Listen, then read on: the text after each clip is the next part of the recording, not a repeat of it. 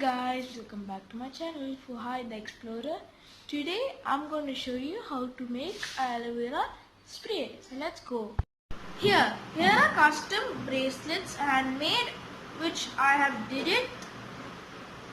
If you want to win one of these, subscribe to my channel for Hi the Explorer. Subscribe to Aliza Nattakasam channel, link in description, and like my this video and like her previous video Aliza's and latest, and you're in the giveaway. So let's go to the video.